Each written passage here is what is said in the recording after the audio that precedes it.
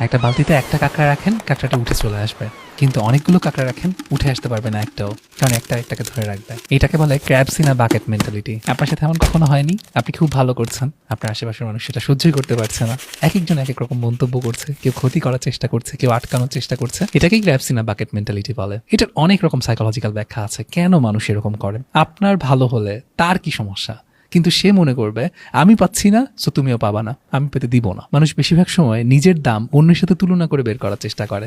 আপনি তার পাশে ছিলেন, আপনি বড় কিছু হয়ে যাচ্ছেন, তার মানে সে তুলনামূলকভাবে ছোট হয়ে যাচ্ছে, তখন সে সেটা হতে চায় না। এরকম অনেক সাইকোলজিক্যাল ব্যাখ্যা আছে, একটু যদি ঘাটাঘাটি করেন ক্র্যাবস ইন আ মেন্টালিটি তাহলেই পেয়ে যাবেন। বাট আমি সলিউশন বলতে যাচ্ছি, সবচেয়ে বেস্ট সলিউশন বাকেট চেঞ্জ করা। আপনি আপনার বাকেটের ক্র্যাবগুলোকে চেঞ্জ করতে পারবেন না, কাঁকড়াগুলোকে চেঞ্জ করতে পারবেন না।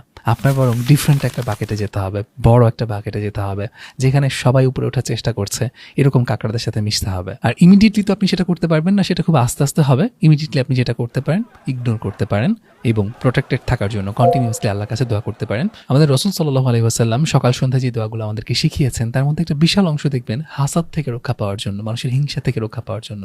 সো আপনার সেই দোয়াগুলো রেগুলারলি পড়তে হবে। পাশাপাশি এক একজন এক এক স্টাইলে এক এক রকম ভাবে আপনাকে আটকানোর চেষ্টা করবে। কেউ আপনার প্ল্যানের সমালোচনা করবে, কেউ বলবে এই প্ল্যান দিয়ে কিছুই হবে না, কেউ বিভিন্ন রকম সন্দেহ আপনার ভেতরে ঢোকানোর চেষ্টা করবে।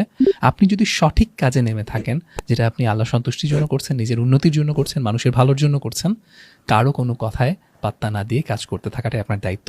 একসময় অবস্থা পাল্টে যাবে, আপনি উপরে উঠবেন, ডিফারেন্ট বালতিতে যাবেন, ডিফারেন্ট মানুষদের সাথে থাকবেন, তখন আর এসব মনে থাকবে না, এসব কষ্টও থাকবে না ইনশাল্লাহ। এই মুহূর্তে কমেন্টে আপনি আপনার সাথে ঘটেছে এরকম একটা ঘটনা শেয়ার করতে পারেন এবং কিভাবে আপনি সেটা সার্ভাইভ করেছেন, সেটা থেকে পার হয়ে এগিয়ে এসেছেন, সেটা নিয়ে বলতে পারেন। কিংবা আপনি যদি এখন এই অবস্থায় থেকে থাকেন, তাহলে এই মুহূর্তে কমেন্ট করতে পারেন কমেন্টে যে আপনি আসলে এই টেকনিকগুলো কাজে লাগিয়ে এটা থেকে বের হয়ে আসার চেষ্টা করবেন।